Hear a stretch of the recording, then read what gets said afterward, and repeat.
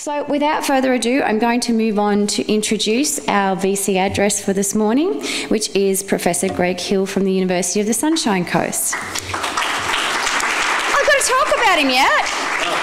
I can't have all this big nice bio about him and not say it. So Professor Hill began his career as a primary school teacher before completing further studies at University of Queensland, where he also taught for 15 years, gaining national recognition for teaching innovation and technology transfer to developing countries.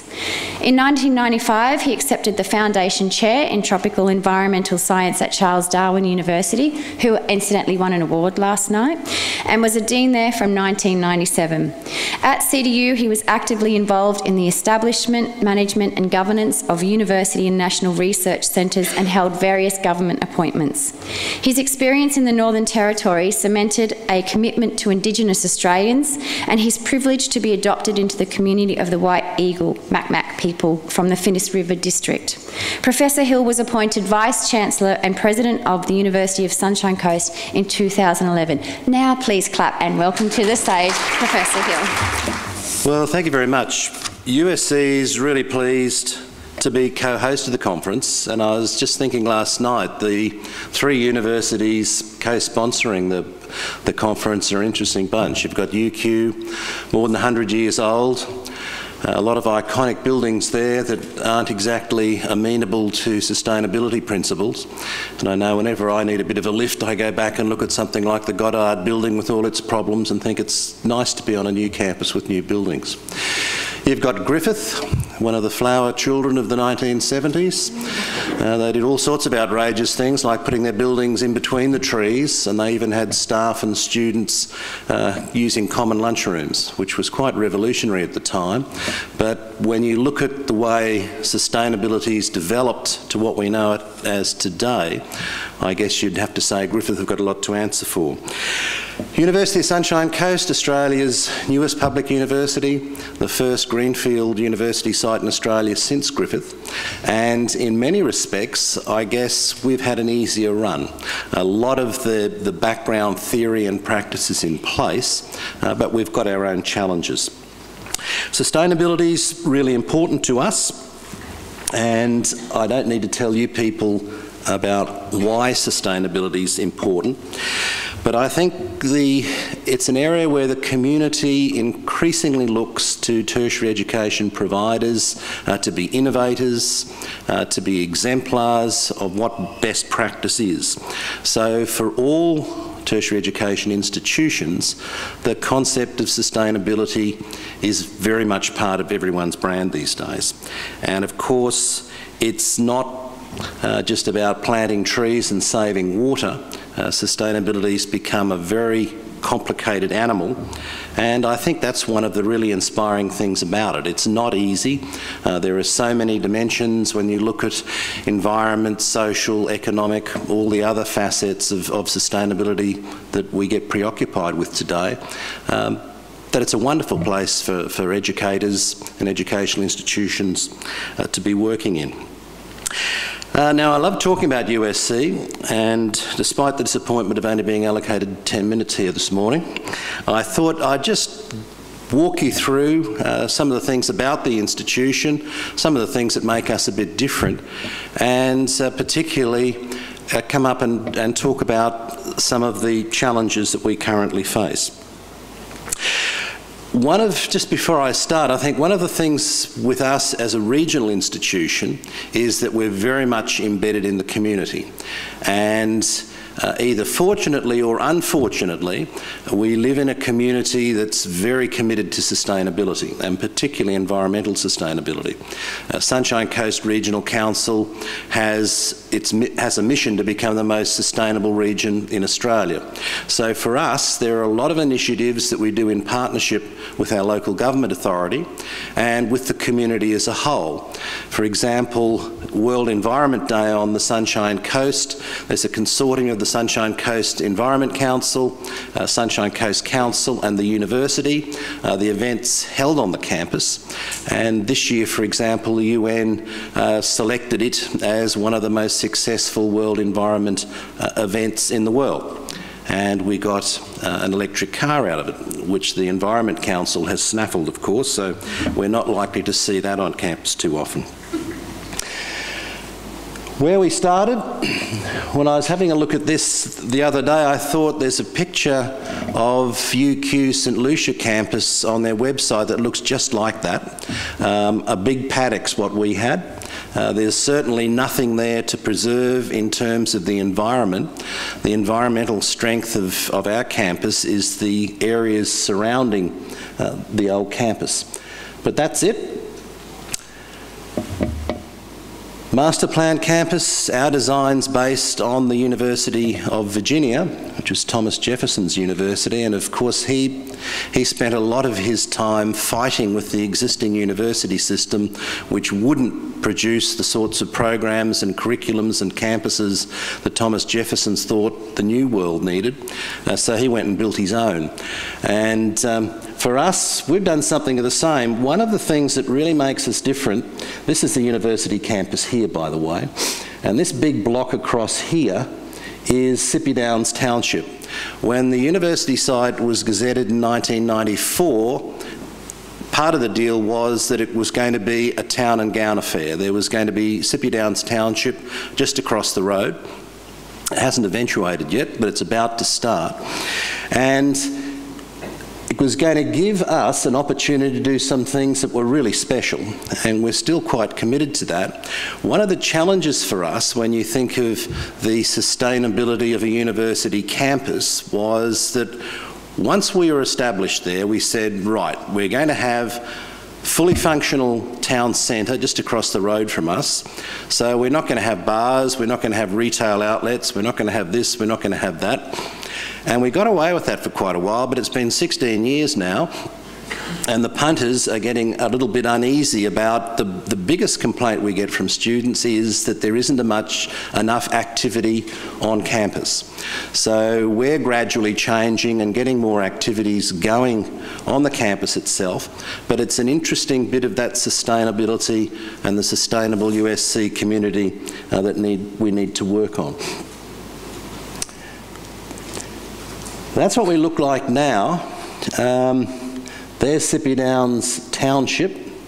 You can see that there's quite a bit of development going on across the Sunshine Motorway. That's filling in very quickly with medium density housing where a lot of our students are going to live in the future. To the south, Chancellor Park, going down to the Palmview development, that's pretty much filled in now as an urban community. Caloundra South has been gazetted. That'll be a community of 50,000 people that Stockland will be developing over the next decade or so. So we're going to have heaps of people living around us. You'll notice this big green block is going to stay there. That's Mooloolah National Park. So we're extremely fortunate to abut a national park on our eastern boundary. The main wildlife on our campus is eastern grey kangaroos. We've got culverts going under Claymore Road here that allows, in theory, kangaroos to go backwards and forwards, but coastal wallam isn't prime habitat for kangaroos, so the culverts are mainly used by dingoes and foxes coming in to try and eat the eastern grey kangaroos, so we've got some challenges there. You'll notice we've got our own lakes. We are self-sufficient in terms of irrigating our grounds is concerned, and it helps, of course, that we've been established on a swamp, but nevertheless, we're using our own water. We share that with surrounding schools. This is Chancellor State College, their secondary school, the primary school's on the other side of campus, so we're blessed to have children riding their bikes straight through the middle of the place every day of the week. There's another school here, Siena Catholic College, which is a P to 12. So we're part of an educational precinct. We do have a very close connection with schools of the region, and not just because they live so close to us. Our library's open to all schools and community members. We have an art gallery, was one of the first buildings established once we had the teaching buildings up. we made the decision that the Sunshine Coast needed some injections of the things that universities can do. So although we were small, destitute in many respects, a lot of the things that have been done there have been done with the community in mind. So the Art Gallery attracts about 15,000 visitors a year. It's the largest regional gallery of this sort in Queensland. We've put a huge investment into sporting facilities. We still have the only competition standard athletics track on the Sunshine Coast, so all the schools hold their carnivals there. We've got a stadium with basketball courts, we've got football fields. We use them to some extent for teaching and research, but 80% of the usage is with the community. So for us as a small institution, this is a really big investment in the future of the region. Some of the other things to have a look at here, this is an interesting one. That's 15 hectares of translocated wallam habitat that comes from Stockland's Brightwater development, which is down off the Sunshine Motorway down here. When they sought planning approval or development approval, the environmental impact assessment indicated there was some rare and endangered flora species there. So the deal was we agreed to take the habitat if they chopped it up and brought it up the road to us. So they had this incredible machine like a cookie cutter that cut out blocks of vegetation about the size of a car, including 1/2 metre of soil. They loaded them on trucks, brought them up and simply fitted them together like a jigsaw puzzle. That's been there for about 4 or 5 years now. It's fully established. We're about to burn it for the first time. But for us, it's an opportunity, once again, for a linkage with the community. Longer term, we'll have an interpretation centre in here that deals with wallam ecosystems. We've got our own captive ecosystem here, and people can wander across into the national park across the road. Other sorts of ones to talk about, we've got I want to talk about transport a bit. We've got the second largest bus interchange on the Sunshine Coast. And for us, our biggest sustainability challenge is transport. Something like 80% of our students get to uni in a car. More than 70% it's single occupant vehicles. And once we had the bus interchange in, it was logical that all roads led to Sippy Downs and we'd be right. But of course, I wasn't wearing the student hat, and it wasn't long before students took me aside and said, look, 30 minutes in a car from Sippy Downs to Noosa, if I want to come down by bus, it's 2 hours. So we've got those sorts of challenges, and one of the real things we need to do is work with TransLink to get some rationalisation of what happens with the buses, viewing the university as a major customer. At present, we're 8,000 students. We're going to be 12,000 students by 2015. So this whole transport business is a major hassle for us. Architecture, we'll have a look at some of the buildings later, but from day one, the buildings have all been iconic. The initial ones were all designed as state-of-the-art subtropical architecture. In other words, they wouldn't need air conditioning. They all won prizes. The don't need air conditioning hasn't worked, of course, and we've been busily retrofitting them ever since. But over time, we've developed approaches to what we do with air conditioning. The new buildings, it's opt-in, opt-out air conditioning on a room-by-room basis. We've gone into chilled water technology in a big way, and we're doing pretty well there.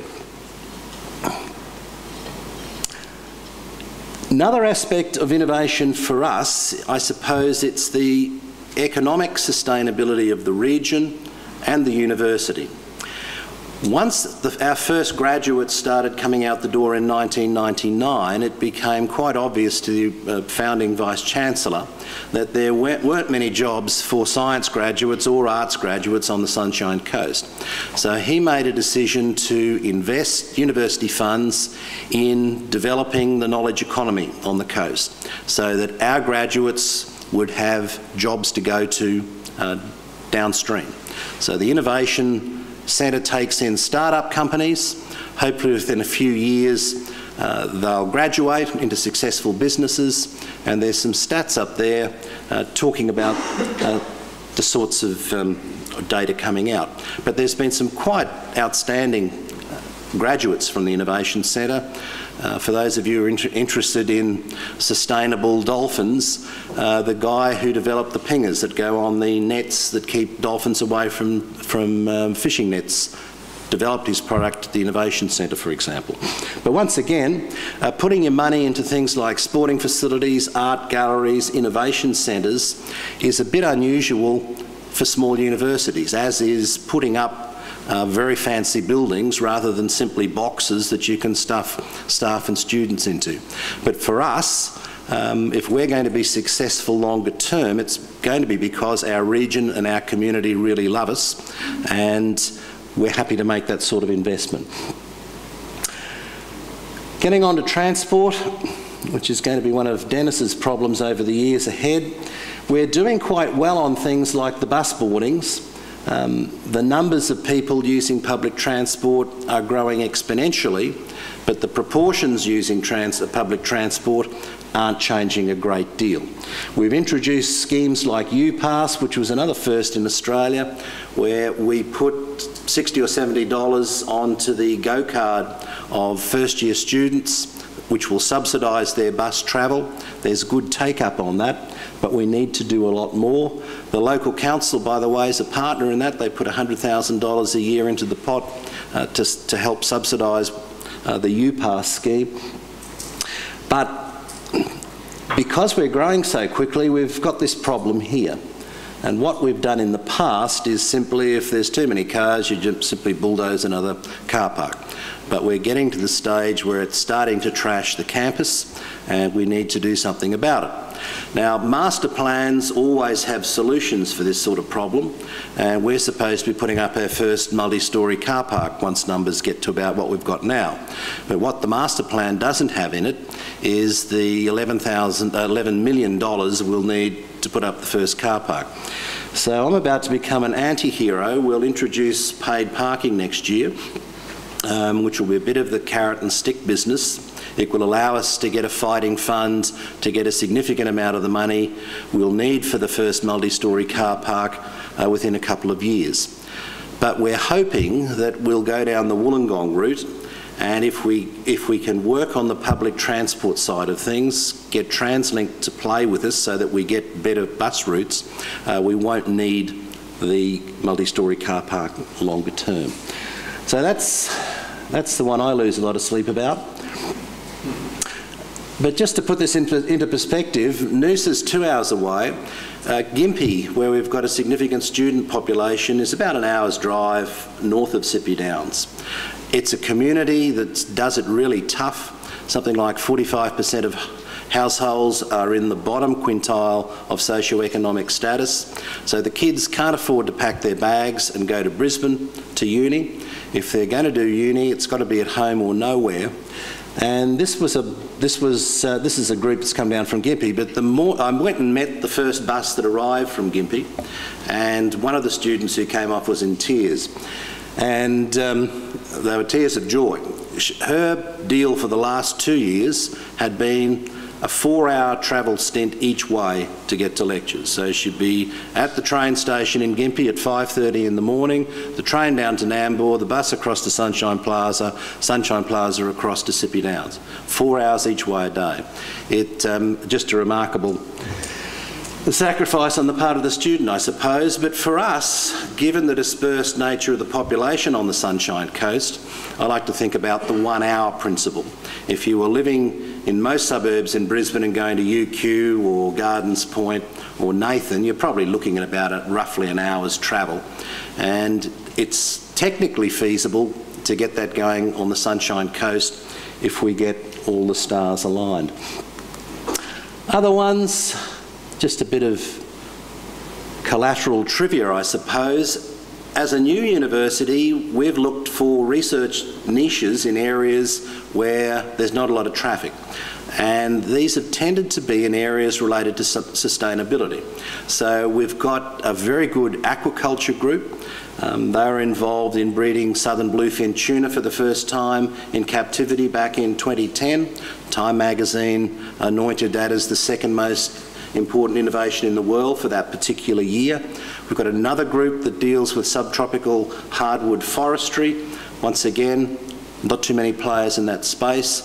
We have a sustainability research centre that's pretty much about the social aspects of sustainability. Tim Smith, the director of that, was a Eureka Prize winner in 2010. So we've got some good areas, and they tend to be aligned with sustainability principles. We've got UDIA Eco-Development accreditation. We're the first university in Australia to do that, and that's something we're very proud of. And I think, to me, the key to this is that little bottom program. It's all about multiple bottom lines, and they're the sorts of indicators that the UDIA look at when they're accrediting businesses. And in our case, we were able to tick the boxes in all those to get our Enviro Development accreditation. So there's a couple of our iconic buildings in the background and some of our very contented eastern grey kangaroos. So thanks for listening to me. As I was saying, for us, I think what ACTS does, and the enthusiasm of the sort of people who are here today, is what we're going to need to provide better universities in the future. And I think there's a lot more universities can do, but really we need to be the leaders, and we should be the leaders as far as the rest of the community is concerned. So enjoy the last morning of your conference, and look forward to hearing good stories about what everyone's doing. Thank you.